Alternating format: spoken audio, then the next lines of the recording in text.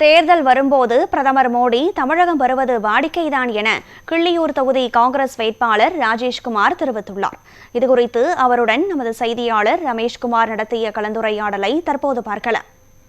தமிழகத்தின் கடைக்கோடி தொகுதியான கிள்ளியூர் சட்டமன்ற தொகுதியில் இந்தியா கூட்டணி கட்சியின் வேட்பாளர் திரு ராஜேஷ்குமார் தீவிர வாக்கு சேகரிப்பில் ஈடுபட்டுக் கொண்டிருக்கிறார். இன்றைய தினத்தை பொறுத்த அளவில் மங்காடு, அதே போன்று அதன் சுற்றுவட்டார பகுதிகளில் தீவிரமாக ஒவ்வொரு பகுதிகளுக்கும் சென்று அந்த வாக்கு சேகரிப்பில் ஈடுபட்டுக் கொண்டிருக்கிறார். அவர் நம்மோடு இணைகிறார். அவரும் கேட்போம். சார் வணக்கம். தொகுதியில் வெற்றி வாய்ப்பு எப்படி இருக்குது சார்? வெற்றி வாய்ப்பை பொறுத்தவரையில் மிகப்பெரிய அளவில் மிகப்பெரிய பிரகாசமாக இருக்கிறது. மதசார்பற்ற கூட்டணியுடைய வேட்பாளராக நான் நிற்கிறேன். எங்களுடைய கூட்டணி நிச்சயமாக வெற்றி பெறும். நேற்று தினம் பிரதமர் மோடி நாகர்கோவிலில் ரோடு ஷோ நிகழ்ச்சியில் கலந்துருக்காங்க. இந்த நிகழ்ச்சி என்பது வரும் தேர்தலில் ஒரு தாக்கத்தை ஏற்படுத்தும் அப்படின்னு சொல்லி நம்ம பார்க்க முடியுமா? சரி, இதுக்கு முன்னால் பாராளுமன்ற தேர்தலில் மோடி பல தடவை வந்தார். ஏதாவது தாக்கத்தை ஏற்படுத்திச்சா?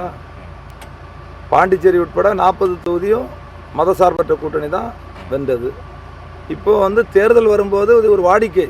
தேர்தல் வந்த உடனே வருவார். ஆனால் இதனால் எந்த மாற்றமும் நிகழ போகிறது இல்லை.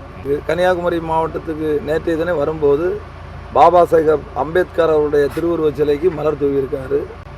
மதிப்பிற்குரிய முன்னாள் நம்முடைய தமிழகத்தினுடைய முதல்வர் அண்ணாதுரை அவர்களுக்கு மலர் தூவி மரியாதை செலுத்தினது நல்லது. அப்படியாவது இப்போ தான் அவர் யோசிக்கிறார். என்றைக்குமே பாபா சாஹேப் அம்பேத்கர் அவர்கள் எழுதிய அரசியலமைப்பு சட்டத்தை அவர்கள் ஏற்றுக்கொண்டது கிடையாது. அவங்க யாரை ஏற்றுக்கொண்டா மனுஸ்மிருதியை தான் ஏற்றுக்கொண்டாங்க. எந்த காலகட்டத்தில் அவங்க எப்படியாவது இந்தியாவை பிரித்தாளுகின்ற சூழ்ச்சியில் ஒரு ஹிட்லர் ஆட்சியை கொண்டு வரலாம்னு நினைக்கிறாங்க. அது எந்த காலகட்டத்திலும் நடக்காது. நியூஸ் 7 தமிழுக்காக கன்னியாகுமரி மாவட்டத்திலிருந்து ரமேஷ்குமார்.